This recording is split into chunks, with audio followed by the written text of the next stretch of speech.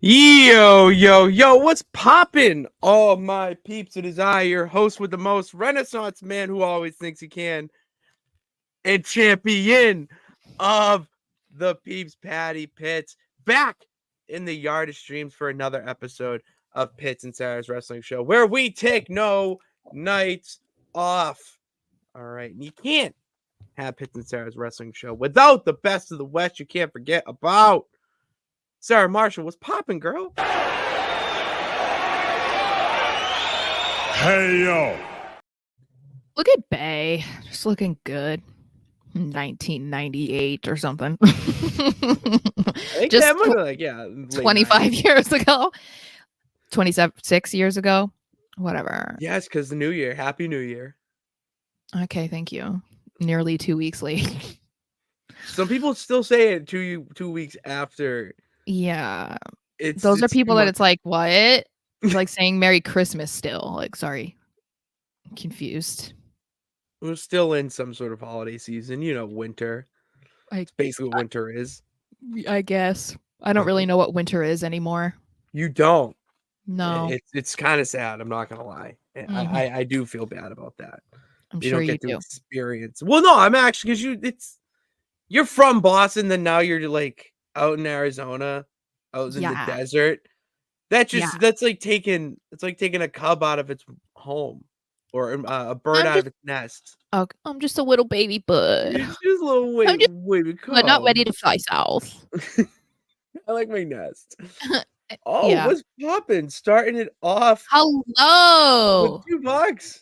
How you doing, Denisha? Thank you. That's a great way to be back this week. That's a great way to kick things off. Getting a nice $2 to talk about wrestling, because there's a lot to talk about, Sarah. Kind of a chaotic week. Yeah, well, yeah, for me, especially outside of wrestling, but yeah. Well, my job is literally it's literally cover the Patriots, so that's pretty chaotic. No, it's that. I mean, the NFL news has been absolutely insane. With all the head coaching stuff and Belichick taking it over. And then on top of that, if I'm not looking at something Patriots related, it's someone commentating on what's going on with either Tony Khan or Roman Reigns. And it's just like, oh my God, there's just so much. And thank God we have time here to talk about it. Denisha, do they thought on... Oh, we gonna have some thoughts on TK. We are gonna have some thoughts on TK, and always. You always, me not usually, but today we gotta put some ultimate respect on some people. And then Foxborough Fellas, two of my favorite podcasters. It's up to you. What up, sir or sirs? Fella or fella. I never know who I'm talking to when they talk to me. I'm like, who runs this account? Who am I talking to? Who am I speaking to? Which one of the fellas am I speaking to? Not that it matters, but I'm just like, when you're like talking to someone and you just don't know who they are, so you're like, it's like kind of uneasy because it's like, who is this? Like, not that, like I said, it's not like no, it's a weird. Just like I could be talking to 5 people, one person. Yeah, or someone with like a faceless profile, and you're just like chatting, and then you're like, wait a second, I don't know if this is a guy or a girl. I don't know how old they are. I know nothing about you. Yeah, I have no idea. But anyway, check me out there afterwards. That's where I will be at 6:30 to give my.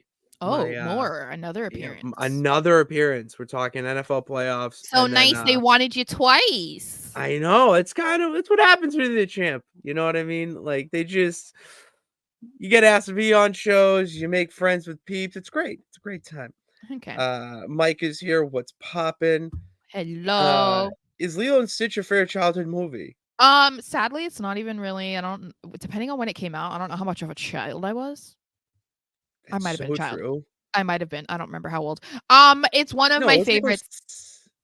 It's one of my favorites. Yes, my all-time favorite is The Little Mermaid and Toy Story, and then my one when I was really little was The Jungle Book. So But Oh, Lilo and he's Stitch, back yeah. too. And I just like this shirt because it's a men's extra large, and so I like to just, like, feel comfy, you know? Men's extra large shirts are comfy. I gotta Yeah, give you that. yeah. I would say my favorite Disney movie is Monsters Inc. Mike Wazowski is my absolute Yeah, dog. see, that was too past my prime, like, It was Disney 2001. I was 12, so I wasn't. All right, maybe. Yeah, I was like, Jeez. I am not old. You're not old. No, You're you're just not old. you're a baby. You're I a little don't child. lose youth. That's the thing. All right, we don't lose our youth here. All right, we'll go here. Got a new shirt because it's wrestling shirt season. Let's go. Sarah's a massive fan of it. If you couldn't tell by her eyes doing that rolling thing. So that's not my rosebud. That's not my favorite thing of wrestling this week, though, Sarah. All right, Okay. we're gonna talk about what our favorites and least favorite things were in wrestling this week with our favorite segment. Don't be a lemon, be a rosebud. Don't be a lemon, Sarah. Be a rosebud. I'd It like is to know time. how many people actually know whose voice that is. Because you have to be, like, a fan of, like, 10, 15 years to know who that is.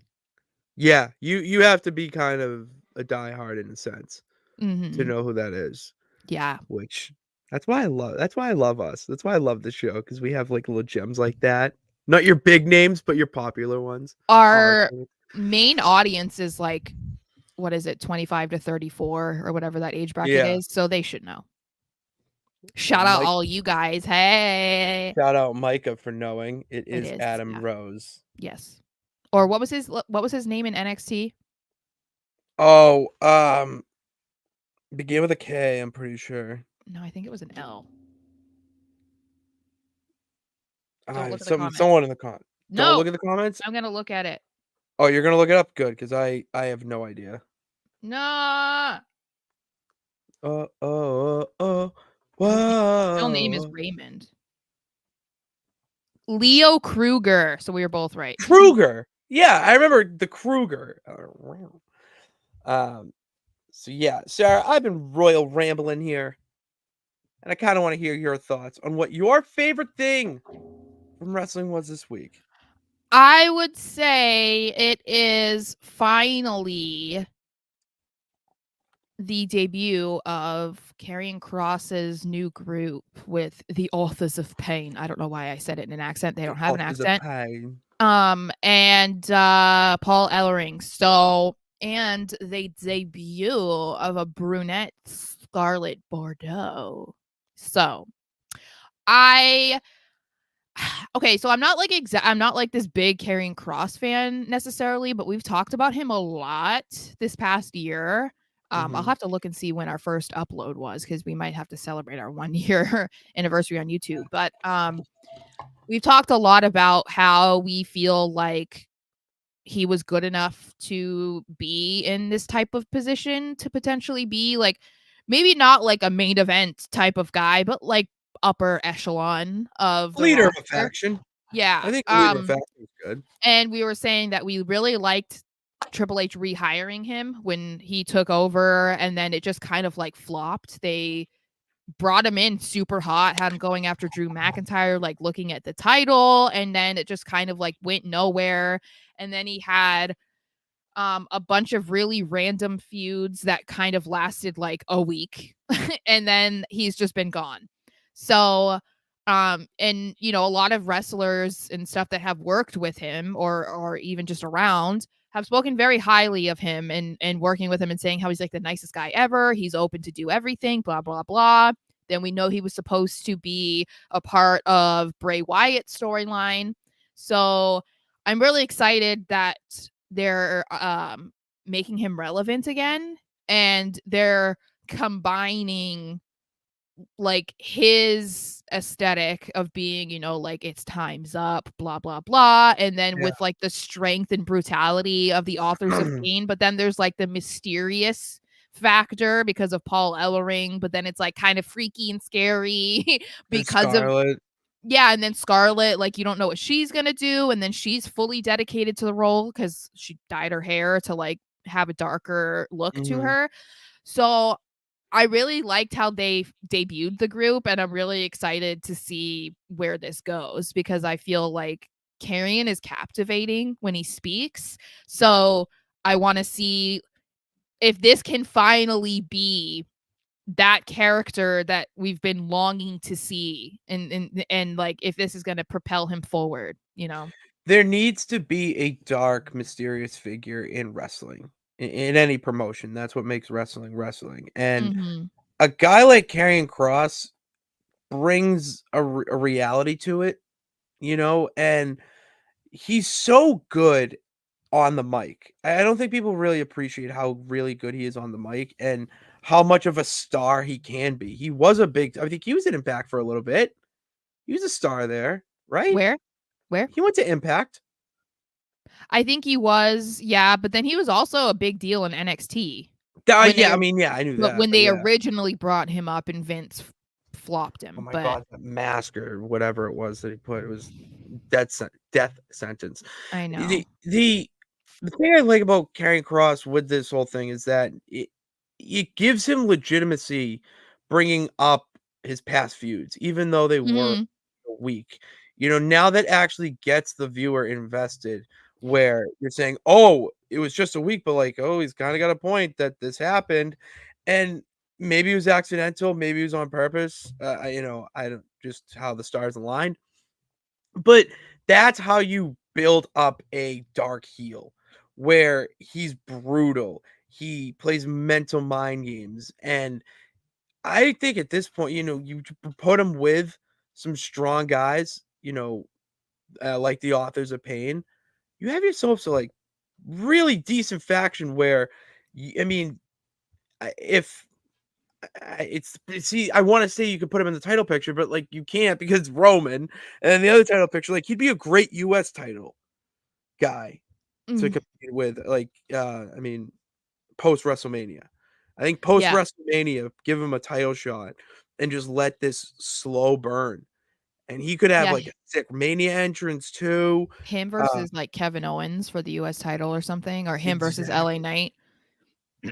Those would be such good matches. And I think I have two things. So one, to go along with that, the group also gives them a lot of options because they can have the authors of pain be involved in the tag title picture. They can have Karrion be a solo guy. They can have him and Scarlett tag team. They can have Mhm. Scarlett even start wrestling because we know she is trained. So I feel like that opens a lot of possibilities too. That it's like they don't all have to be active in one storyline. It can kind of be like there can be multiple going on at the same time. And then I also like that Triple H is I mean, we're just saying Triple H because we don't know who really came up with it, I guess, but this is such a move that's like to me an indication of maybe where Triple H's head is at in regards to like not ignoring what has led Carrying to this point because if this were a Vince thing, Vince would have kept him off TV for months, brought him back, debuted this faction, and then completely forget that he ever existed before. And so I Mhm. like that Triple H is like, no, we're going to incorporate all of those little moments that he had, with Shinsuke and Rey Mysterio and Drew McIntyre, all of that. And add that to his new character and story. Like instead of ignoring that it ever happened or that it didn't work out or only lasted, like a week or two, I think it's really cool that we're not pretending that the audience is dumb and that Mhm. they're just going to forget it because you're trying to brainwash them essentially into Yeah. having short-term memory and just like, oh yeah, this is the first time we've ever seen them and blah blah blah. Like I think that's pretty cool because that's not something that we've ever really seen before. We're like trained as wrestling fans to like forget what happened 2 weeks ago because now we're going somewhere else. And so this is like, no, that did happen 6 months ago.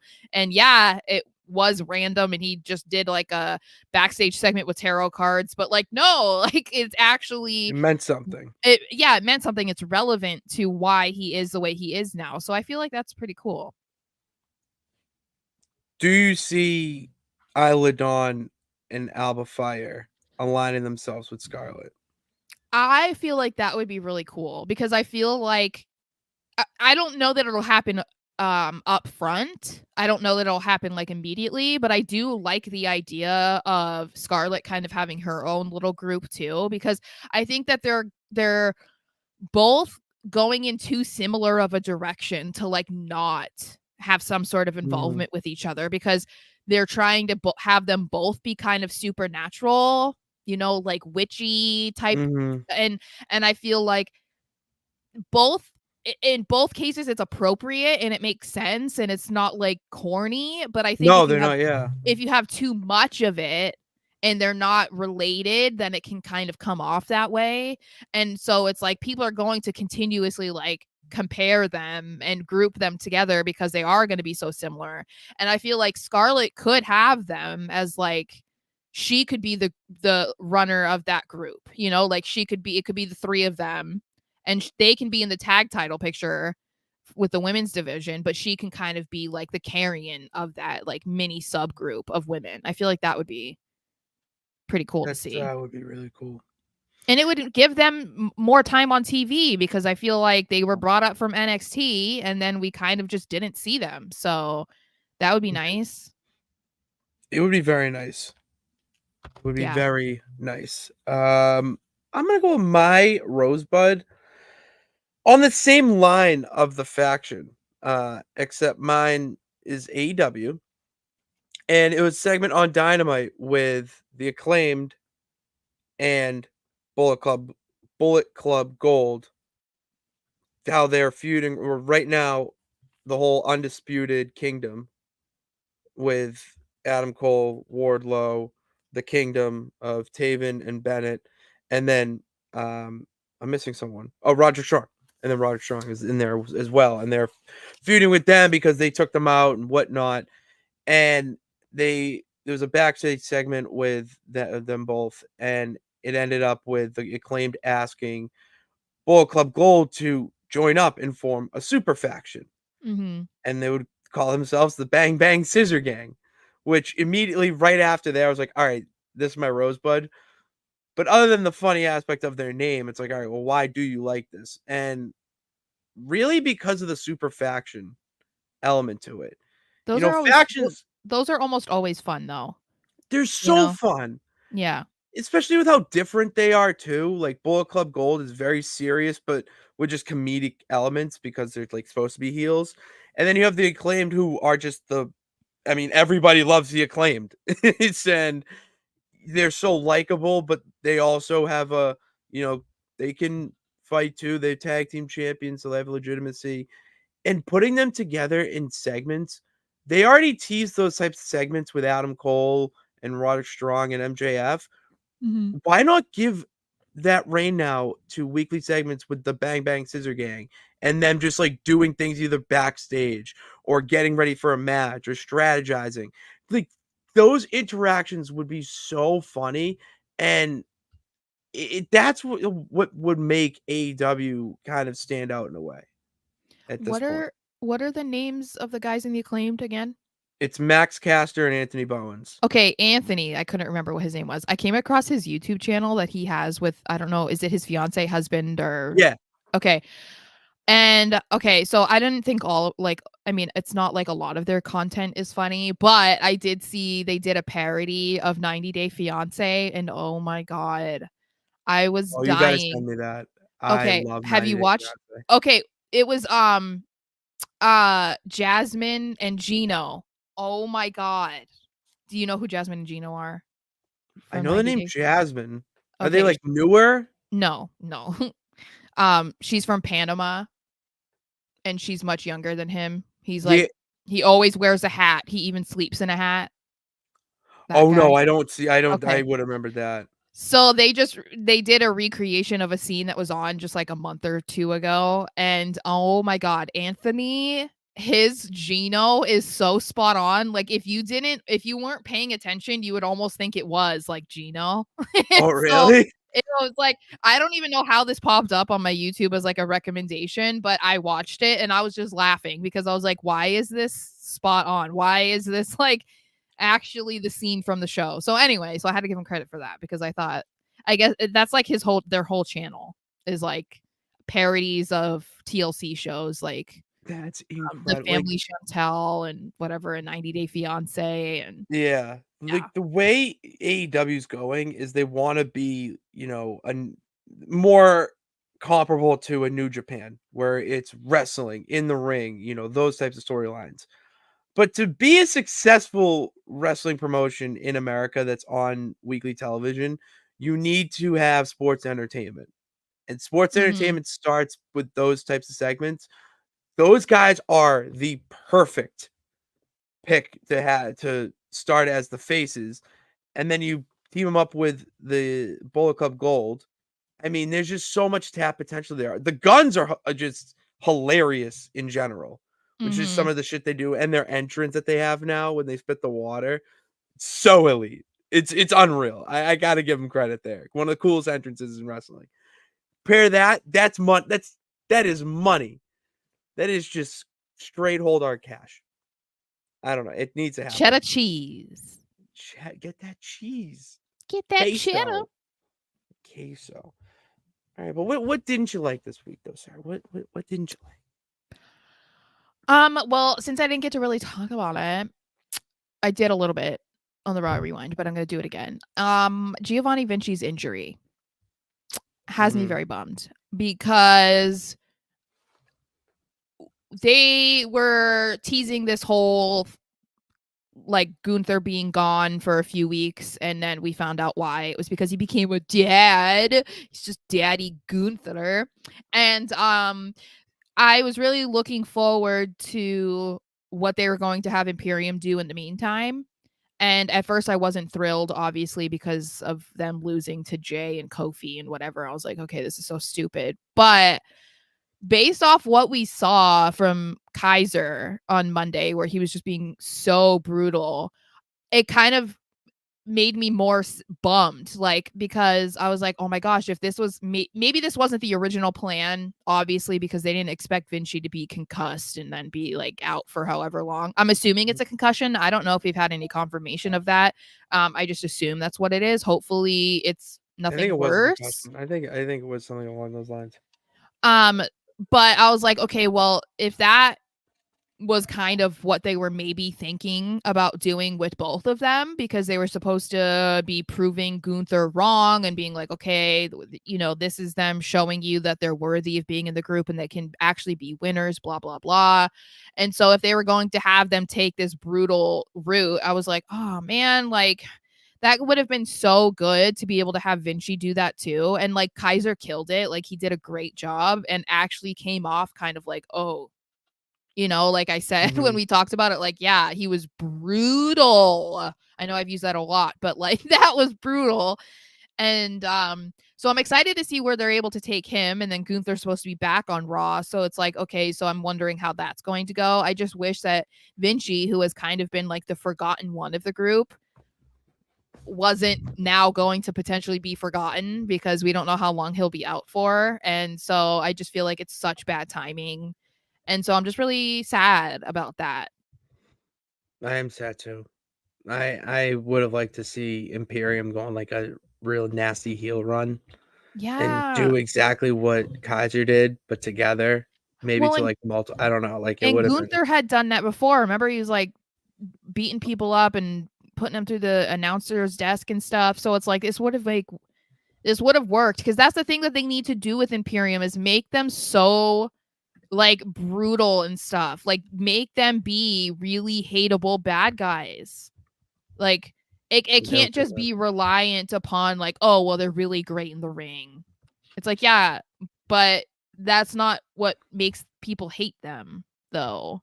So it's like they're almost misusing them. They're missing an opportunity here, and so I just wish that we could have seen maybe what their plan was with Vinci, and maybe it's a good thing. Maybe he'll come back and it'll be just as good or better than what their original plan was. I don't know, but of course it does concern me because they were, having Vinci is the one always pinned, and like they don't let him talk and they barely let him do anything. And then it's like, okay, now he might have had that opportunity and it's like he got injured. So I don't know. Yeah. I'm also very sad as well about that. My lemon, I had it and it's gone. Oh. And I'm very sad. Well, what are you doing on the computer? I'm getting the third Oh. count because I just Oh. thought of something, but I don't know how to write it.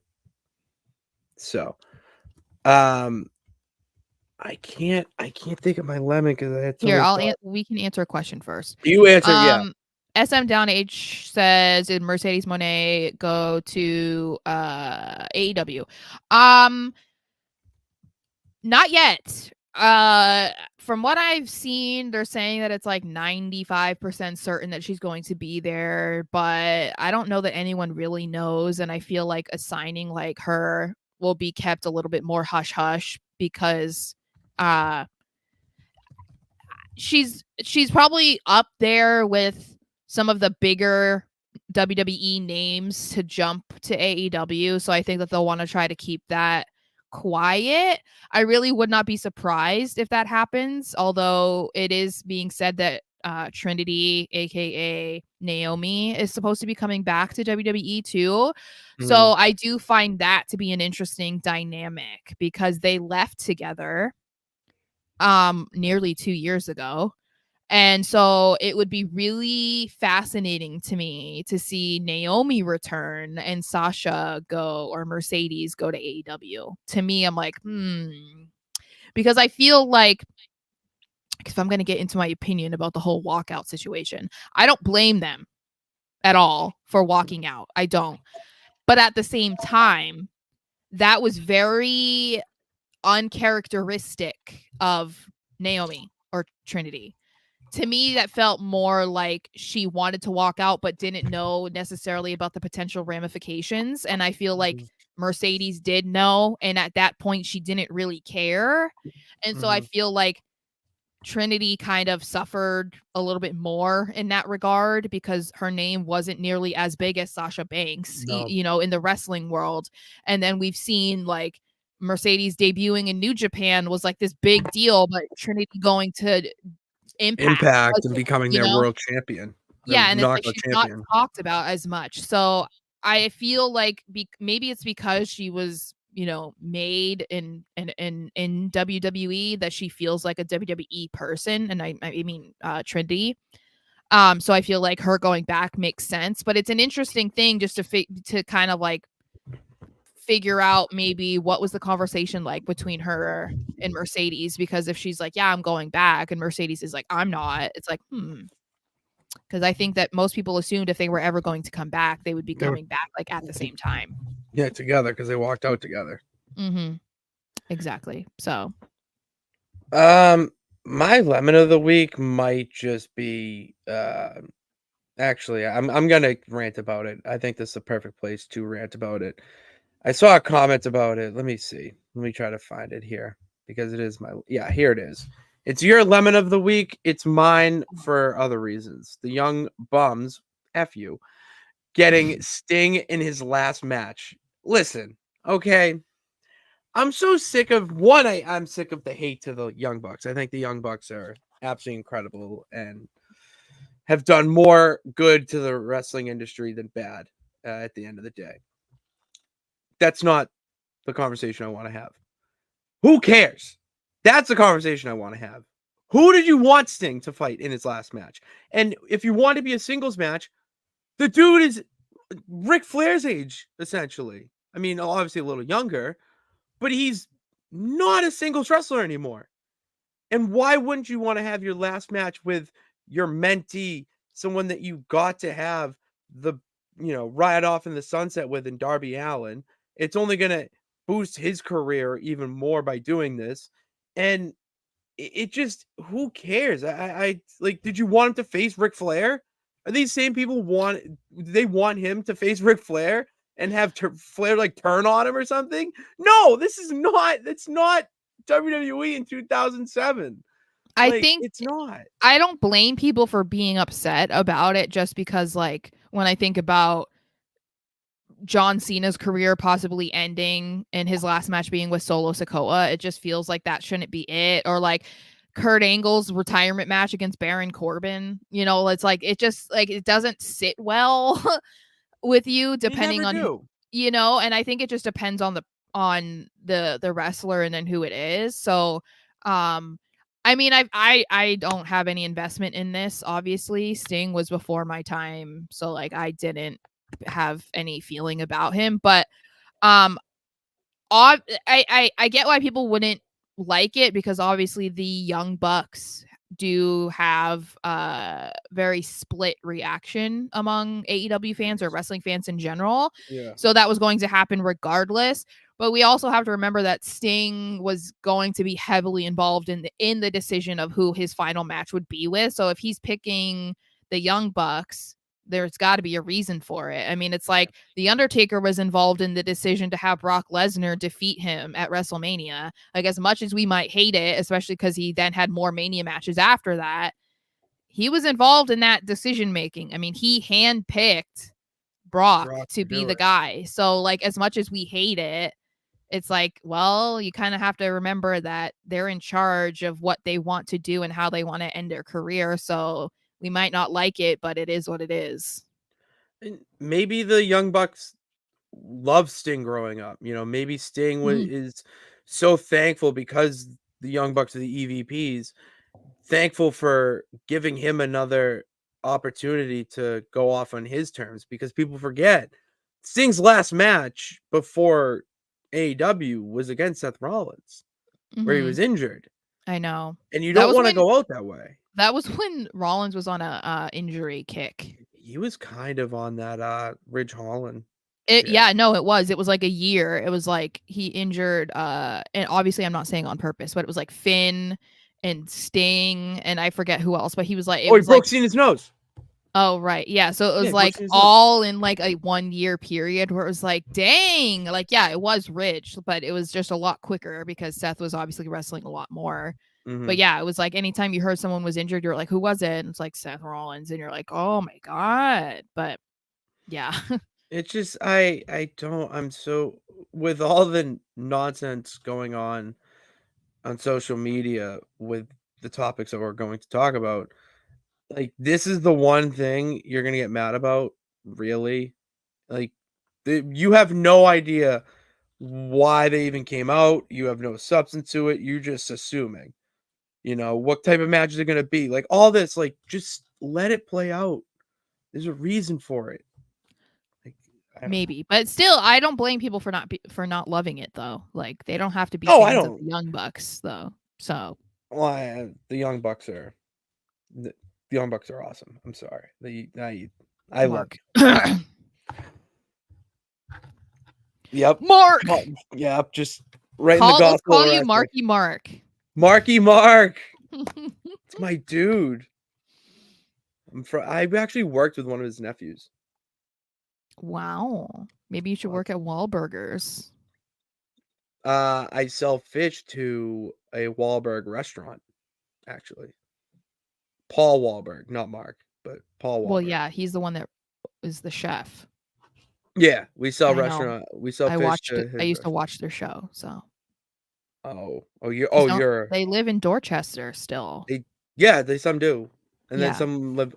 There's a family that lives in Quincy. So cool. All right, let's stop talking about what we loved and didn't like this week and talk about what's actually popping in wrestling. Starting off with this. Apparently, let me get the tweet up here. All right, hold on. I have it here.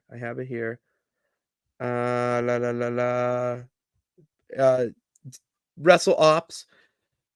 According to PW Insider, WWE has been working on a Bray Wyatt project over the past week, with Bo Dallas being interviewed for it, and was in Pittsburgh this week for the company to film material. Feed me all the Bray Wyatt documentaries, content, you know, inside Hall of stuff Fame. like that. Hall of Fame.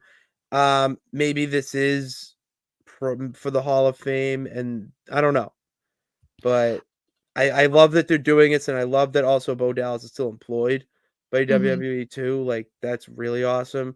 And, you know, there's a lot of times when tragedies like this happen in companies, and the family gets screwed over, it's so refreshing to see the WWE and even the WWE community universe support the JoJo and the Rotunda family entirely throughout this just awful, awful time. I know. So I was happy to see this because even if it is just a Hall of Fame video or maybe a Peacock exclusive type of Mhm. documentary or something, I don't know. But I think that it's nice that they're continuing to keep his memory alive because I think it's only been what 5 months maybe, but it's like it feels still feels pretty surreal, I would say. Like, it doesn't feel like he really is gone, and that's why I said when we heard about it, it's like you just still kind of feel, "Oh, he's just at home. He hasn't been able to return yet," like, because Mhm. he had been gone, for so long prior to passing that in my mind, it's like, "Yeah, he's just not cleared yet." Like, Yeah, you just kind of exactly. feel like, "Yeah, that's fine." Like, but, I think it's nice that they're doing this, and then I'm happy to hear that maybe Bo is in a place where he's at peace enough with it that he feels okay to be able to, like, talk about his Mhm. brother and whatever. Because I can't imagine how difficult that must be for him. I mean, I know that it's difficult for all of them, but, like, they were together a lot. Mhm. So yeah, I'm interested to see what it's going to end up being, and I really do hope that not necessarily that this is what it is, but I really do hope that he is going to be maybe like the first name inducted into the Hall of Fame. Like, I would really like to be a part of that, I would and yeah. I feel like it's the time to do it. You do it now. Like Mhm. every other wrestler that has ever died prematurely, they were always inducted into the like Hall of Fame, like the next one. So Yeah. I would really like to see that for him, and he deserves it. Oh my And it god. wouldn't He just is be like, "Oh, he passed and that's why." Like he was he going was so he was influential in professional wrestling, oh and yeah. it doesn't have to mean that he had, 15 championships and whatever. It's like, no, he was so influential on the business as a whole that yeah, he deserves a spot in that Hall of Fame. I'm gonna be inconsolable when they induct him and it's the Fireflies like I this. Like, know. I'm going to be a basket case. I know. Just preparing you for that. Well, and like who knows who will induct him. But it doesn't matter if it's JoJo, if it's Bo, whoever, like his dad. Like it's going to be so emotional and like it's one of those ones where uh, I think back to like how I felt when it was like Eddie, where Mhm. it was just like, "Oh my god, like this is so tough." And I feel like this is just like another one of those moments where it's going to be like, "Oh, Gut-wrenching. It is. yeah. Yeah, but it's gonna be different to potentially be there and witness Mhm. it in person, it's not the same as Oh, watching it on TV, no, so it's gonna be so different. It's gonna be so different. I could yeah. not agree more.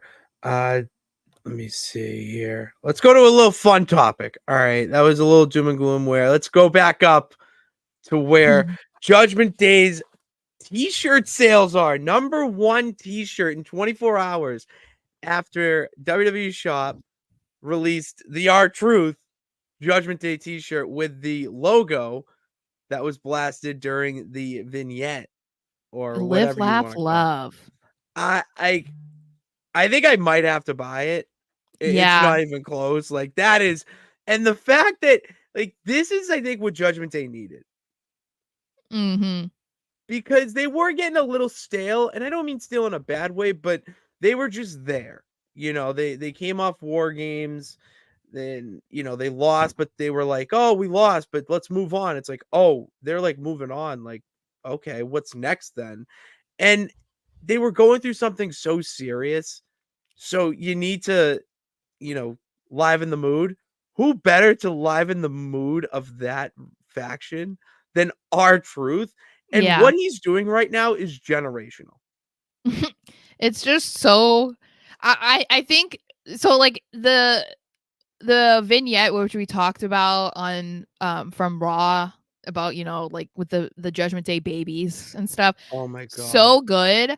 But then the fact that they turned it into a t-shirt, first of all, I think they should turn the Judgment Day babies. That should almost be like a t-shirt. But I bet that would sell out too. That would sell out. But the fact that they made a t-shirt of Judgment Day and also put R-Truth on it, and then also put the Live, Laugh, Love, like that is something that might have been normally overlooked, but it must have blown up on Twitter because it was like, oh my god, what? Live, Laugh, Love? Like what? So It's so not Judgment Day. It's yeah, the opposite. That's why it's and hilarious. I'm glad that they went with the t-shirt with all their names on it and then did it with the like tape looking thing, because I had been saying, I was like, they need to just make it into a shirt at this point. Like, Yeah. so I've wanted that shirt, but I don't think I would get the one with the tape of R-Truth, because like as much as I like it, I'm like, I'm a Judgment Day fan first. Like, No, I would get but the R-Truth one. I'm not at all That's a classic. I'm not at all surprised that it was like such a hot seller though. I Oh.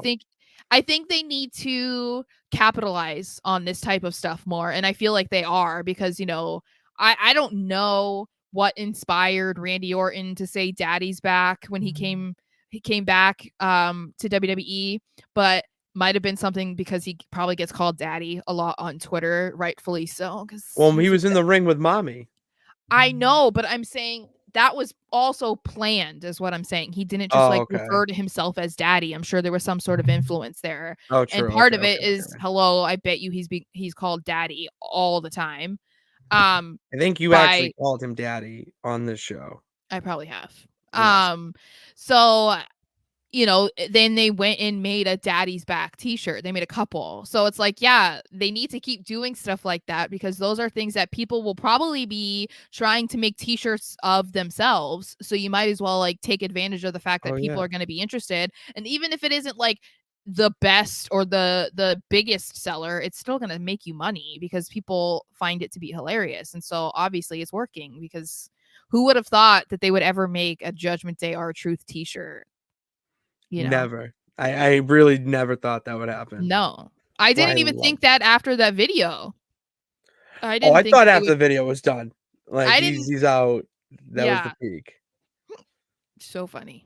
It's just, oh, I love R-Truth in Judgment Day. I did not think I'd ever see it, one, Mhm. but the fact that it's hitting so well is just so funny. Oh, Yeah. I love it. Do you love this, Sarah?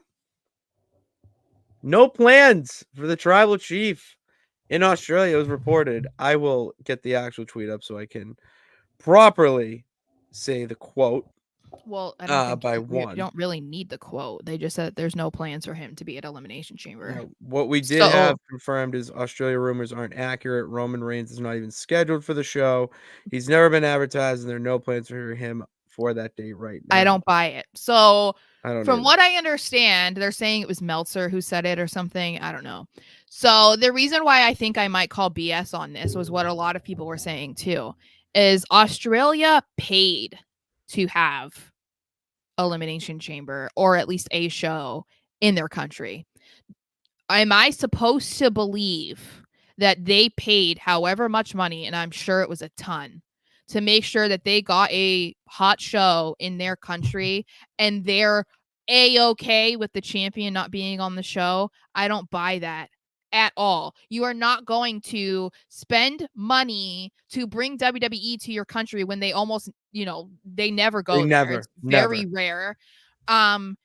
And you're going to say, yeah, it's cool if we don't have like your main champion, Roman Reigns, who's going to be at that point champion for nearly 4 years. Like, I call bull.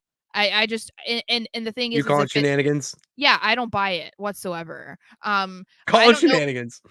shenanigans. So I don't know if this is accurate, but I did see someone say that, I think they were saying it was Meltzer that said this. So they were saying that Meltzer also said that Elimination Chamber had only sold like 4,500 tickets or 7,500 tickets or something, and they've sold like 40,000. So if that is true, then it also makes me feel like what he's saying about Roman is not true, because to me, it makes no sense. And also, if it is true, I would give such a big FU to Roman Reigns because, bro, are That's you bad. kidding me? Like, you fly on a private jet, dude.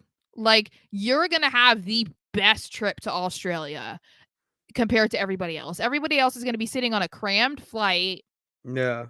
uncomfortable for like 16 hours.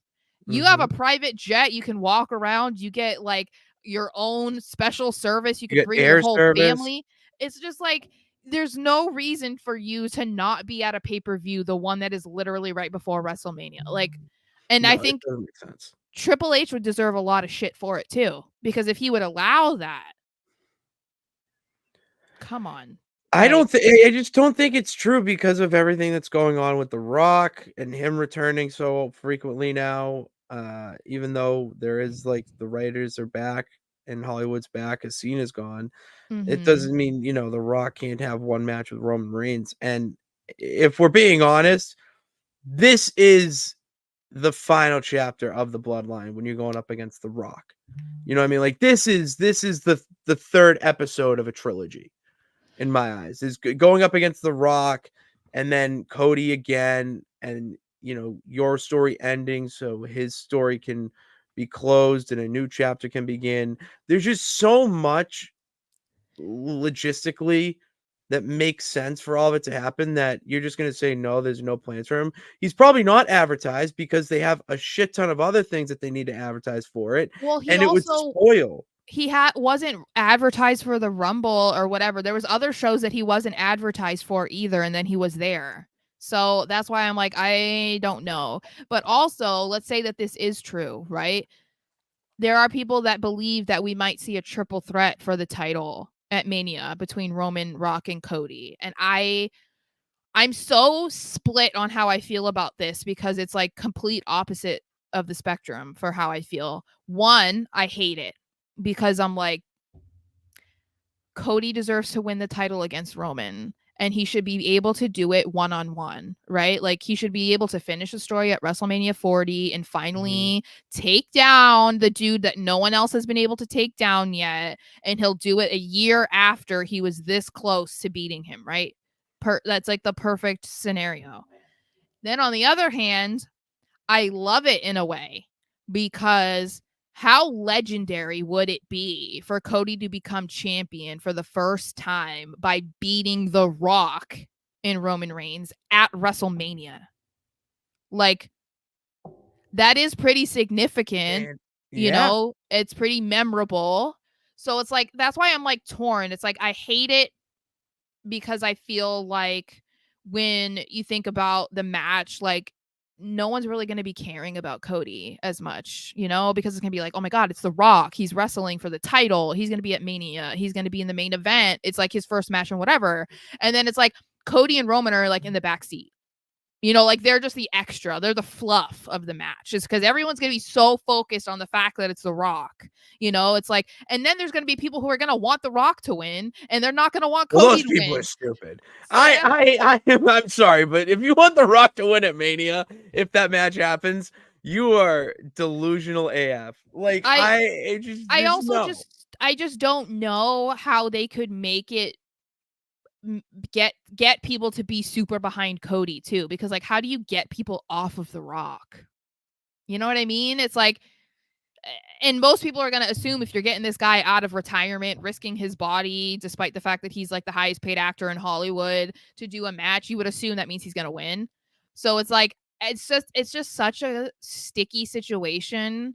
And like, I won't be mad if we hear "if you smell" at Mania. Like, I'm not going to be mad about it, Yeah, obviously. you're not. But I'm just, yeah, I don't know how I feel about this potentially being at Mania. I know that I really don't like Roman not being in Australia. Like, I don't know, man.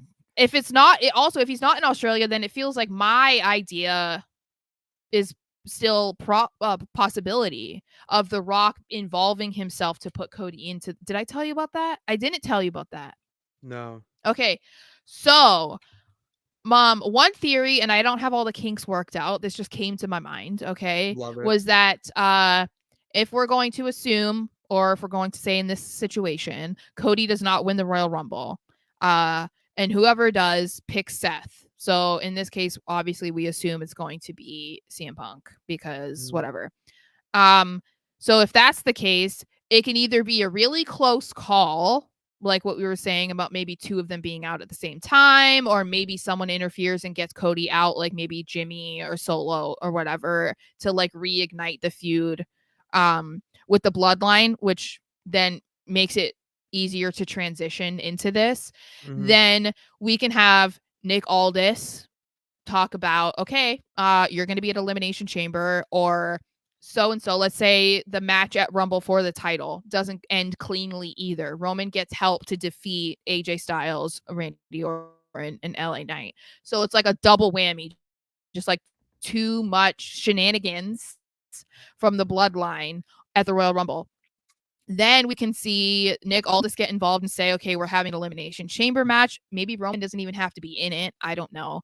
And then maybe The Rock says, I'm going to be in it, or people think that The Rock is going to be in it. And he either fights on behalf of Cody and says, okay, if I win, you have to face Cody at WrestleMania, because then that gets him out of facing him at Mania, and gets him out of facing Roman for the title, because The Rock versus Roman Reigns, not for the title, is not happening. Like, even if we say it doesn't make sense, which it doesn't make sense, they're not going to put him in a match and it not be for the title. But then how believable is it that Roman beats The Rock?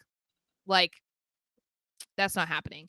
So I feel like that would be the coolest way to be. Like, even if they try to hype it like, oh, it's going to be The Rock versus Roman, and it's like Rock is like, no, I did this for my boy Cody. Cody is going to take my place. Cody is going to go and face you, and he's going to beat you at Mania.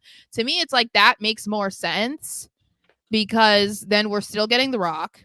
If they don't have Roman, if Australia for some reason didn't care about not having Roman, they're paying for The Rock, which might be a step up from having Roman. And then it's an easy way to get Cody back at Roman without having to win the Royal Rumble. And then also if you add in Nick Aldis getting involved, another layer to the story between Nick Aldis and Roman and the bloodline.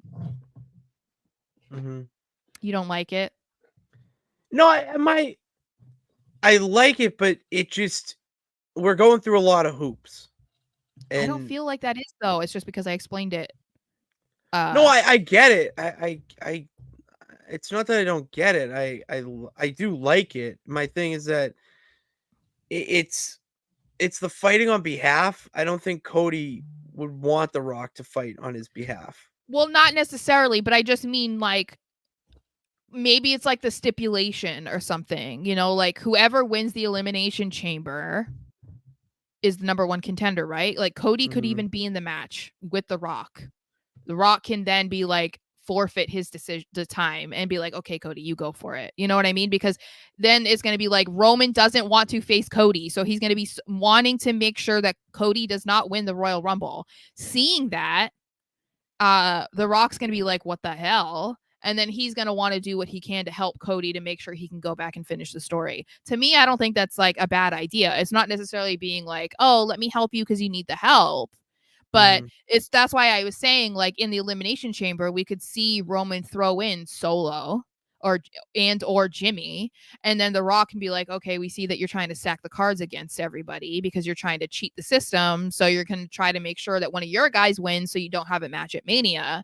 But this way, it could be like The Rock's like, nah, I'm going to make sure one of us wins. And then it ends up being like he helps Cody win. And it's like, that's the only way that Cody will have help. It's not like anyone's going to come out and like interfere on his behalf for, in the match at Mania. But to me, I would be okay with that being the way that he gets back at Roman, because I don't really want him to win the Rumble again. No, I don't want Cody Rhodes to win the Rumble. It does not make sense for him to win the Rumble. It makes more sense for CM Punk to win the Rumble, and I don't even really want that.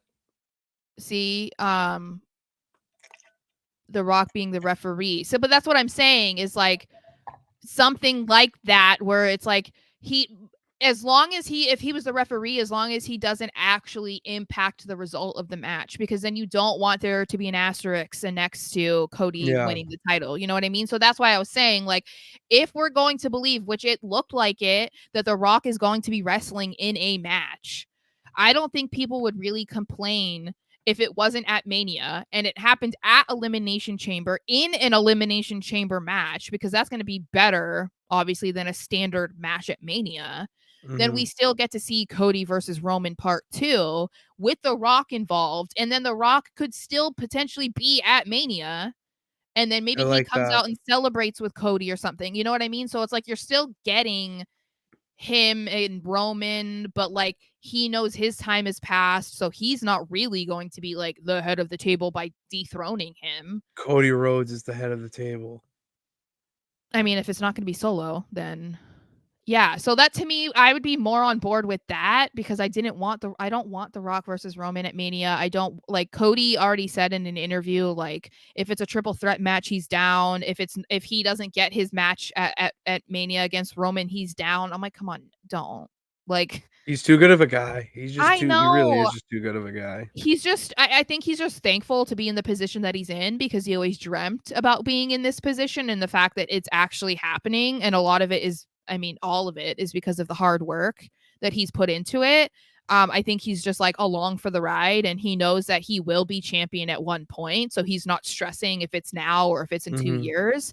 But I feel like, in a way, you got to strike while the iron's hot, and you can't just keep waiting and waiting and waiting to let Cody do it. And I think people are so invested in Cody winning against Roman, that you can't wait for 2 more years, or, you know, you can't wait until SummerSlam. Like, it has to be Roman, and it has to be at WrestleMania. Yeah, I agree with that. Comments were made by CM Punk. Is this you saying that, or? I'm summing up what he said. Okay. Yeah, no, I'm summing up what he said. I'm getting the quotes right now. Because essentially what he says that he says, we are very similar. The difference is I can talk about my career and not have to mention him. He can't talk about his career without mentioning me. I understand where he's coming from. You know, I understand. I think he always felt like he was the little brother. I've never tried to treat him that way. I've always tried to treat him like a peer, but some people you just can't reach. He hates me. He hates me like Colorado Avalanche and the Red Wings. I would like to believe that this is not all genuine from him, and that it's kind of in character, because, bro, are you influential in wrestling? Of course you are. There's a bunch of people in NXT that idolized you growing up and want to be like you or your wife. So it's like, I'm not taking that away from him, but let's stop and act like Seth sat there and like was looking at Punk for advice and like, I want to be just like him. Like, that's not happening. And I don't really see the connection either of him being like, oh, I opened the door for him. How? What did you Ring of Honor? No, he's talking about WWE. Yeah. But they have similar okay, pre-WWE stuff, that's fine, but he also has like 10 years on him. But what I'm saying is like, I don't really understand this whole concept of like Punk ran so like Seth could walk. Like, I don't really understand. Their characters were never similar. So it's like, I don't see parallels between Seth and Punk and their characters in order for him to be like, oh, I was like the big brother. And like, he's just like trying to be like me. And like, I helped him so that he could be in this situation. Like, what are you talking about? I see more of it being backstage bleeding over into no one's ever talked about them being friendly and him being like a mentor to Seth. That's never. He's the reason that when they debuted, he called like he was. I mean, the Shield were basically Punk's henchmen when they first debuted. I mean, I don't really see. I mean that, and then I know, but we're talking about something from like 15 years ago, almost. That's what we're talking about, though. But I feel like that's weird. Like, I don't really know how that's it, but how's that relevant in 2023 or 2024? Because then Punk went out and talked shit about the company that he loves so much and whatnot. Well, he talked. The clip showed you he was talking crap about Seth, and that I think is weird. Too, yeah. But see, like, And I don't even know the context because I don't know what Punk was referring to in the clip saying like he needs to stop tweeting and whatever. Like I don't know what he was talking about. So like I can't speak to that. I would assume that he didn't necessarily mean it, but at the same time it was when he was on that show on Fox where he technically wasn't employed by WWE, he was employed by Fox. So he didn't really have those same restrictions on what he could talk about and what he could and could not say because he wasn't an employee for WWE. So it's possible what he was saying about Seth was 100% like his own thoughts. But it seems like that's where a lot of this stemmed from. So it feels like for him to go all the way back to like when he debuted on Raw with the Shield, that doesn't feel relevant to me because I feel like there wasn't beef there until you left and you were talking crap. Like to me, I don't see the point. But It's just more, yeah, I get it, and I see where he's coming from. Do I agree with all of it? No, but there is some bad blood there where I could see, Punk. I don't. I get it. Like I don't know. I'm I kind feel of like just all over the I place. wouldn't be saying anything about me being like a mentor or like a big brother to somebody unless they literally told me that. Otherwise, it comes off really weird that you're just like assuming that you were like so influential in someone's career. Like, I just think that's weird. Like, I don't know. Unless he like literally said to you, "Thank you so much, CM Punk. Like, I just loved watching you and I want to be a wrestler because of you." Like, unless Seth ever said that to him, then what are we doing? Like, what are we talking about? I don't know. I find it very confusing. All right. Hopefully, we'll get to a point where you can actually criticize CM Punk. I don't know the shirt on my Yeah, but back. you can still criticize somebody. I can criticize him. I actually You haven't been able to criticize Punk yet, so what today or in general. you haven't really criticized him that much in general. Since he's been back, no, it's because it's hard 'Cause to, he's but like a like perfect little angel he's not a baby. perfect little angel, but I mean, I see all the shit that was going on in AEW and the shit that is currently still going on in AEW, which brings me to the last banner we'll get to before the 3 count. And I just think that it was, he was too big for AEW, and that sounds so pompous of me to say, but it was, and it's not in like that. It's more in a way where they just didn't know how to use him because of how big he was. Like, I think and it the wasn't just backstage that. diff I would say some backstage Oh, issues oh, were 1,000% as more well. I so the think issue, they're the problem. Oh, no, that was definitely a major role. I'm more just saying that you combine that with the fact that, you know, they didn't really utilize him well. He was injured for a majority of his time too, which people forget. And then you make a whole show Collision for him, and that goes down the shitter. And now you just have Collision for anyone who isn't getting their Dynamite time that week. You just throw them on Collision so they can be the main star. Like the Eh, Hardys complaining about yeah, being on. that's another. That's But I mean, okay, I not without getting. I have more that I actually have stuff to criticize, and I love Matt Hardy. I freaking met the guy. I But listened see, to his like podcast.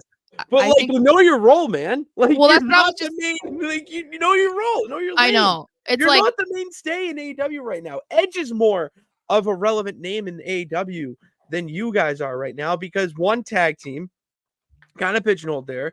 Two, I can think of 5 more interesting storylines feuds on AEW right now that I would rather see over the Hardys. And I mean, just the whole, we'll say, Devil storyline, Samoa Joe, whoever's going to face him next. mm, I'm interested actually in where Sting and the Young Bucks go. If we want to switch to women now, Tony Storm might be the best women's wrestler in America right now for both promotions. okay, let's calm down. Her and Rhea are right there. Mhm. From an unbiased standpoint, those are your 2 top women in both companies, Rhea Ripley and Toni Storm. Those are your 2 top women. And then I'm trying to, I mean, that's 5 right there. More interesting than the Hardys. And it's just, yeah, I that's the only 5. I kind of blew some No, steam. that's what I was gonna say too. Is like they're not recognizing that like you're past your prime. There's like not it's like they're not a nostalgia act. Like I wouldn't go that far, but like No, they're also not yet. No. they're not going to be treated like the top guys because like they're not in a position to be the top guys anymore. They're exciting and people still like them. Obviously, there's a reason why they're still wrestling despite, the fact that they've been around for like 30 years. But there are people who deserve to have those prime time slots on their regular programming, and the Hardys are just not it right now. Maybe that changes, but it's not it right now. I want to see Daddy Magic on AEW more than I want to see the Hardys.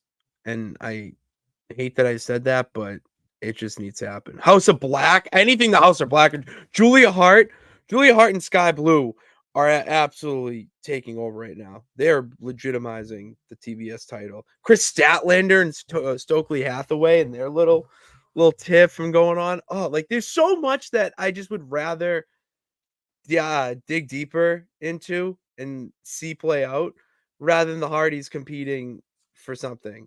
I just unless it's for tag team gold, I don't care. I'm sorry, but I don't. All right, let's get to this main topic before we hit the 3 count real quick. Tony Khan needs his phone taken away from him immediately, immediatamente, because he went on Twitter and just had a whole shitstorm of tweets.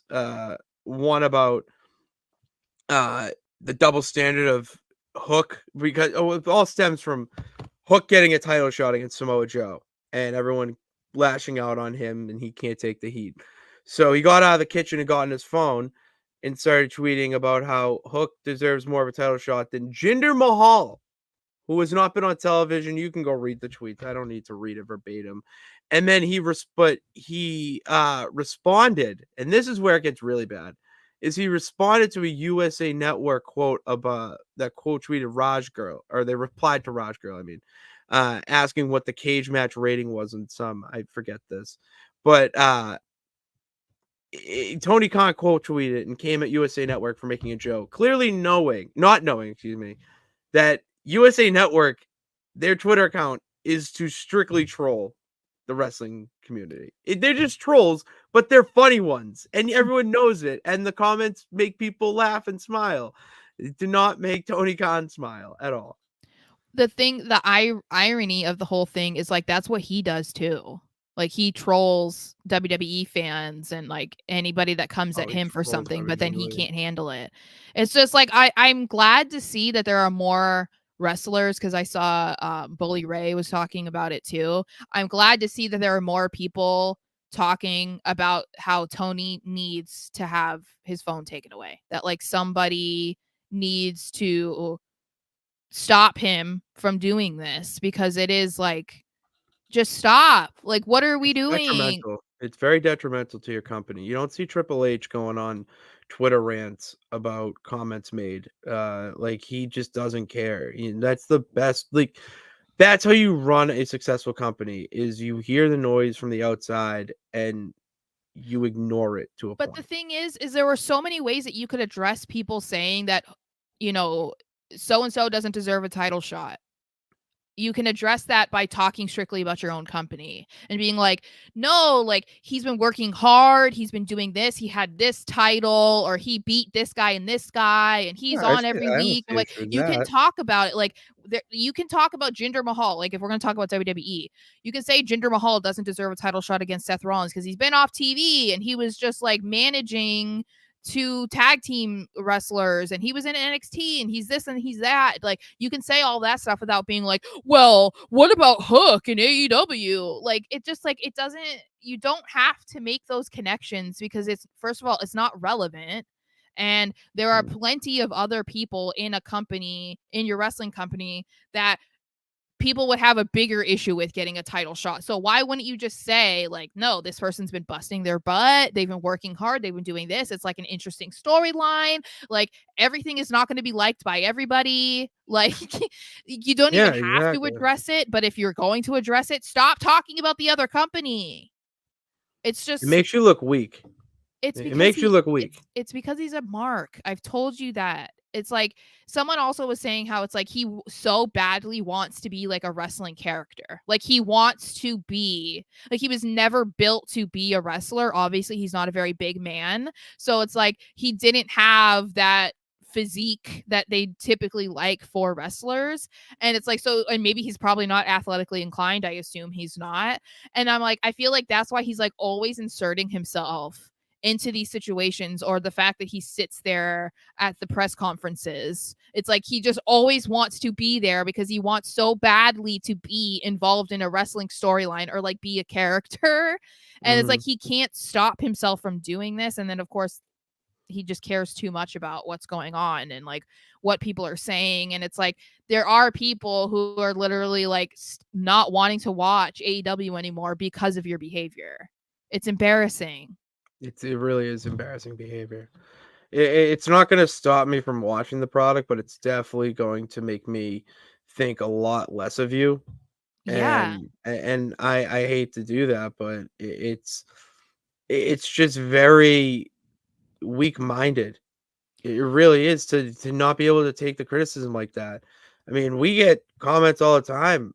People get comments all the time on their videos, and they suck, and they're very critical, even harsh. And, you know, if you responded to every comment like that, try and defend yourself, then at the end of the day, you have nothing to defend yourself with at a certain point, you know? Like, Well, you got it's ridiculous. that's why I said, like, just be confident with the stuff that you're doing in AEW and just be fine with that. Good, it's Like, good. Like, look at every single week that you see like Fox posting about SmackDown or USA posting about Raw and NXT. Does Tony think that every comment is positive, saying that they love every single thing that they're seeing? No, even I comment sometimes and respond to USA Network being like, this is stupid. Like, even I do that. And so it's like, no, it's not like everything is like rainbows and unicorns over on USA Network with Raw and NXT. It's like, no, they get criticism too, but they listen to it and maybe take it into account, kind of like, I don't think we're talking about it, but like the Bobby Lashley Suit Profits thing, like obviously it wasn't going to work to have them as heels, so they yeah. listened to the response of people in the arenas and online, and were like, okay, we're going to push them as baby faces again because it's not going to work. That's the way that you listen to the fans, if it's an overwhelming majority. But there's other ways where it's like, okay, yeah, okay, you're mad that Hook is getting a title shot, okay, like, there's gonna be plenty of people who are excited about it too. So Yeah, I don't care. I don't care that Cook's getting a title shot. Am I a little like why? Yeah, I don't think it's necessary, but you know what? Fuck it. If you're gonna throw Hook into the title picture, why not just have him go up against Joe? If he gets killed, well, I well, mean it's Joe is Samoa gonna Joe. kill you. Circle gets the square. I mean, the crowd knows it. We know it. Joe's Yeah. gonna kill you. So if he gets killed, it's like, all right, that does nothing to Hook's character. Like, makes him weak. You're still gonna think the same of Hook. You're gonna think Yeah. even more of Samoa Joe, to be quite honest with you. Mhm. So I get that reasoning. So I'm just like, yeah, whatever. It could be entertaining, but you know, and even the Jinder Mahal stuff, like Jinder Mahal is he deserves to be in the title picture, former WWE champion. Like, Well, and Tony's efforts backfired. Like, if anything, oh my more god. people are behind Jinder than they were before. So he was trending like all day long. He said it With on the bump. That was hilarious. He was yeah, like, I was trending all day on Twitter yesterday. That's Yeah, and it was like pure. for nothing that he did. It was like because of Nothing. Tony. And I'm like, this is why you stop. Like this isn't the first time that he's gotten something about WWE trending because he was having to freak out. And it's like, no, now there's more people who are actually possibly going to be in the building on Monday rooting for Seth to lose. Oh Like my god, that's they're gonna the modern day Maharaj is gonna get the biggest pop of the night. I'm telling yeah. you right now, it's It's gonna like happen. and it's like it's so dumb. It was so counterproductive for him. And it's like It's yeah. very Oh, also, Bischoff. I think you spelled Khan's name wrong. I'm just realizing that now. Is Isn't it it? Khan? Oh, that's Bert. Yeah, I spelt it like my college spells con. I just realized it now. I didn't realize I didn't it. either. It's been a long fucking day. And you know what? Sorry, TK. I spelled your name wrong. Um, All right, yeah, we've been going long here, and Yeah. the champ's gotta And we make haven't gotten to any appearances elsewhere. comments either. We haven't. I'm sorry. It's not a comment show today. But we really appreciate it. Keep them coming. I love reading them. Keep them coming. I'll give one right now. Is it me or did they change Bobby's intro? They didn't change it. They just updated it. What intro? What did he mean? Like the Bobby Lashley's with the whole presentation of it. His entrance? I don't know what you mean. His entrance beforehand, like when he comes out, the song's different before he comes out, but then when the fireworks go off, it's the same song. So the Oh, presentation of it when he first comes out, that's different, but that's because he's with the Prophets. yeah. So they wanted to Where try and the like include drums, them. yeah, Yeah. exactly. It's a whole different It's because presentation he's of not it. standing there by himself. Like Exactly. They're yeah, doing like the yeah, this or yeah. like a little that, and then the boom, boom. So Hmm. that's staying, but like there's new things there. Yeah. Yeah, I mean, they're basically, yeah, saying everything we said. So, all right. So we're gonna do the 3 count kind of quick today. All right. We're gonna do a little rapid fire 3 count. Starting with 1, Royal Rumble season. So we got to incorporate the Royal Rumble on every show at this point because the Royal Rumble is fastly approaching. And I have been rewatching Rumbles, and I'm getting to the point where I just don't know which one to pick. So if you have any suggestions or anything Royal Rumble related, just send it to me. Post it in a comment. Sarah and I will do it, and we'll talk about it if you tune in the next time and you ask about it. We'll talk about it because Royal Rumble season. We'll talk anything about Royal Rumble. And this week, I want to know, Sarah, what's your favorite Rumble elimination? Rumble elimination. Like, do you have one that, like, you remember it and you, like, either laugh at it, like, "Oh, that was hilarious," or like, "Oh, that was a really good one. I like how they did that there." You can I go many mean, avenues with it. the easiest funny one is them making sure that Santino breaks the shortest amount of time spent in the ring. Like he literally comes out and then just goes back. Or isn't there one? I can't remember who it was. I think it's an older wrestler. I can see it, but I don't remember who it is. And they like march down to the field or Oh, to yeah. into The the ring. Bushwhackers. Yeah, and then they get eliminated immediately, and then they just start going back. Just right back. Just right back. Yeah, like that one's funny to me. Those ones I think like just Santino, they wanted to make sure he broke the record or he was in Yeah. for like 7 seconds or something. Like, those are funny. Obviously the Kofi ones are always fun too. Those are awesome. I love Yeah. how the Kofi Katana Chance. Yeah, they're trying to get her involved. Yeah. I love that. Mm. If she's the Kofi of the women's, I'm in. Yeah. Let's see what crazy shit she does this year. Mhm. My favorite is an elimination of someone who wasn't even in the match. Remember Kai Tai in 2000? They Mhm. like stormed the ring. So there's one when I forget which one it is. They throw him over the rope and his face smacks against the floor. And they showed it on replay like 5 times. And Jerry Lawler could not stop laughing. You can't remember if it was Taka or Funaki? Taka. It was Taka. Oh, It was okay. not Funaki. It was just like he hit the floor and they like slow-mo. Like it was like, you're not gonna get this type of analysis in 2024. Yeah. But goddamn, that's what made it. That's what made the Attitude Era so great. I And wonder then what my happened series, to Taka. he was good. He was a light heavyweight champion. No, I just A mean I long wonder what one. happened after, because like Funaki, we know he's like still around, kind of like. He's Mr. SmackDown. So I just wonder what's Taka doing. Yeah, that's a good question. And then my serious favorite elimination is Shawn Michaels grasping on trying to like grab the rope in 2010 to go on face the Undertaker because that was so well done. All right, 2, Donna Kelsey's in NXT. So she took a picture with Shawn Michaels at the Performance Center. I don't know why she was there. At the end of the day, it's just really funny to talk about. But I want to question you about this. We talk about soft screen. Do we give the Taylor Swift question guy an apology? Well, first of all, I think people needed to give him an apology to begin with, because obviously the question wasn't meant to be serious. It was meant to be silly, and I get it. It was kind of a dumb question, but it's like, come on, like these press conferences are not necessarily meant to be super serious to begin with. Like, So yeah, it's like Cody and Jay showed up wasted. Like, come on, guys. Like, so yeah, I think majority of the people, because some people were super harsh. Like, it's just not that serious. And now it's just funny because it's like, the people connected to NXT now, it's like we're only one person removed away from it being Taylor Swift. So like he said on Twitter this morning, he wasn't that far off. So Not that far off. And then finally, to wrap up, I had to ask. We had to bring this up. Have you seen these? Matt Riddle's like the Brian Williams of the wrestling world now, saying that he was allegedly supposed to win everything. Oh my God. Oh yeah. What did he say? He said he was supposed to win the 2022 Royal Rumble. He was supposed to win Money in the Bank. And he then also something else said too. something. Didn't he say something about Lesnar that like Yeah, he was supposed to work fight with Lesnar? and Lesnar was like, no, like he was saying he's an asshole. Like Lesnar doesn't want to work with anybody. Blah blah blah. I was like, no, he probably knew that you were a dumbass and didn't want to work with you. So No, he didn't want to. not work to with mention Riddle, he was familiar with you because of UFC. It's like he knew you were a dumbass from a long time ago. Stop.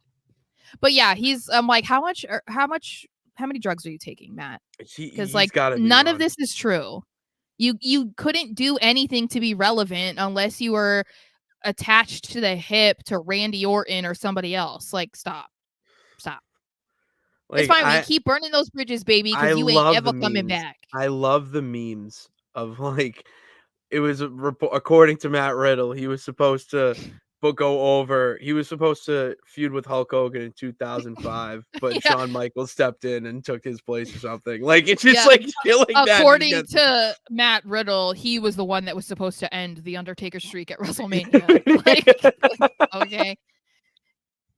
According to Matt Riddle, he was supposed to induct Dusty Rhodes into the Hall of Fame. Like, it's so stupid, dude. Like, shut up. So fucking funny. This is the same dude who was just teasing in a thong that he was going to do an OnlyFans account, and I'm supposed to take him serious? How much? If people pay for that, they need their heads examined. The fact that he took photos in a thong to tease an OnlyFans, what? I think that's enough. You don't like that, bro? No. Oh, so I saw another one. This was what I was according to Matt Riddle, he was supposed to team with Jeff Hardy and they would be called the Hardy Bros, but it was too close to the Hardy Boys, so Jeff Hardy said no. It's like, Jesus Christ. Oh my God. I love it. All right, so we'll get one comment here before we wrap up. Cena has a double elimination and Vince McMahon's so mad, blows out his quads and yelling in the ring. That is an all-time Rumble moment. Yeah. Oh yeah, this one too. Oh, sorry. Oop. The funny Royal Rumble was R-Truth getting the ladder. That was funny too. I totally forgot about that, but yeah. He is a gem, guys. R-Truth is a gem. Oh, I need to see him in the Royal Rumble this year. Thank you guys for tuning into this edition of Pits and Sarah's Wrestling Show. Make sure you subscribe, hit that bell notification to know when we go live and post, and then follow us on all the social media platforms below. What are you gonna say? You can say something? No. Oh, okay. Go follow us on all social media platforms below, and check out all our videos that are in our archives, our live streams as well. We're in the 1400s for subscribers. 1447 is what I saw. 1447. That's awesome. Let's keep that number growing. Let's get 1450 before MLK Day on Monday. I think that's possible. Okay. I think 1448. Right now. We might get it Saturday night. Who knows? But let's get it before MLK Day. That would be really awesome. And we really, really appreciate it. And 2024 is a big year. It's a big year for us, and we're just happy you're along for the ride. So until next time, until tomorrow, for the SmackDown breakdown. SmackDown tonight at 8, and Pits going live with the Foxborough fellas immediately following this. And then Sarah's over at the Musket Fire, just crushing the Patriots. They kind of have a new head coach. They also have a new queen. Oh, they do. They have the queen of the Patriot Peeps. Yeah. It's me. That is our queen. Or queen or princess? I know, What did we princess of the Patriots, I feel like, but, like, queen is, like, I rule everything. Princess means there's someone above me. That's true. Yeah, Yeah. queen's like, it's your kingdom. I Mhm, do like that. mhm. Um, Tanisha, I do not know if we're going to watch, Hard to Kill. And if I don't watch it Saturday, I'll watch it Sunday What's hard while to I'm kill? the first TNA pay-per-view that's like TNA Oh! packed. Oh, I didn't even know that that was the name. Okay. I believe we should get, like we may not agree on AEW and WW or the AEW alternative, but we've talked that we were both TNA fans at, Yeah, obviously with you and EC3. yeah. So I think we should get back into TNA as well. Alright. Because I love Alex Shelley, love Chris Sabin.